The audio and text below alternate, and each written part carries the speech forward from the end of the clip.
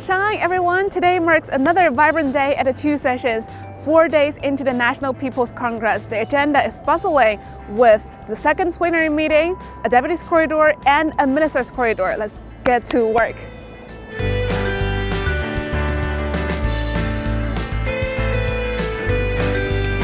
I thought I'm already early enough, but look at the crowd.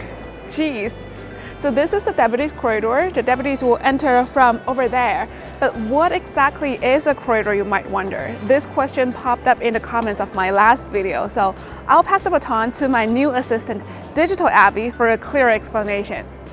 A corridor serves as a temporary centralized interview area, essentially functioning like an impromptu press conference. It embodies an interview channel, a conduit for public opinion, and a source of information. So what topics are being discussed in these corridors? During the two sessions, ministers, deputies, and members from across the nation engage in direct dialogue with both Chinese and foreign journalists, addressing societal issues and queries. These interactions cover a broad spectrum of topics including politics, economy, reform, development, healthcare, education, elderly care, employment, essentially, matters that concern individuals and families alike. Moving on, today's second plenary meeting is pivotal. It involves the presentation of work reports from the National People's Congress Standing Committee, the Supreme People's Court, and the Supreme People's Procuratorate. You know, I'm really interested in ecological legislation, so I've also secured an interview with a deputy specializing in this area to meet here. 这一年呢，我们也有一个喜讯，就是我之前提出的，就建议国家大力支持这个黄水流域开展这个山水林田湖草沙一体化治理工程这个项目呢，已经被这个自然资源部已经获批了。同时呢，还有一个比较重大的事件，就是这个生态环境保护法典的这个编撰，这个也是在有序推进的。And then I found an initiator behind the motion. 就去年我告诉你，我提了一个议案，就是要把这个生态环境法典的编撰列入到我们14届人大常委会的立法规划。那么这个议案呢，应该说得到了采纳。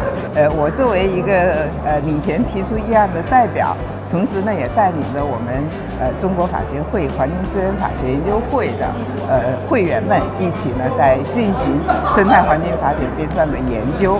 目前呢，我们已经向这个人大常委会呢法工委提出了一个生态环境法典的专家建议稿的3.0版。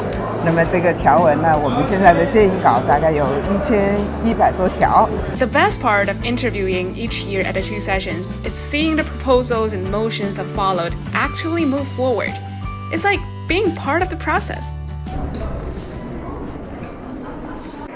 Now it's time to go to the minister's corridor. Of all 3 corridors, the minister's corridor is the first to be established.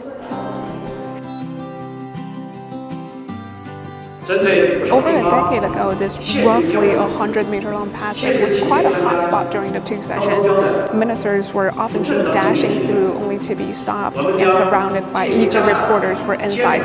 And this is exactly how the minister's corridor got its name and became an essential lens into political trends. Yet it also kept many ministers on their toes, cautiously navigate these spontaneous interactions. As time went on, the corridor evolved. The two sessions transformed it into an official setup, shifting from reporters chasing ministers to ministers willingly stepping forward. By 2018, the Press Center introduced new corridors for deputies and members, creating the 3 main corridors we know today at the two sessions. In the ministry's corridor, the focus is more about substantial policies and critical updates from the ministries and commissions. And these topics are usually right on the pause of public interest. While on the flip side, the deputies corridor is more about the grassroots level taking the stage. A lot of them will talk about the motions they put forward or the concerns they're trying to voice for everyday people. And that's a wrap for today at the two sessions. Catch you in the next video.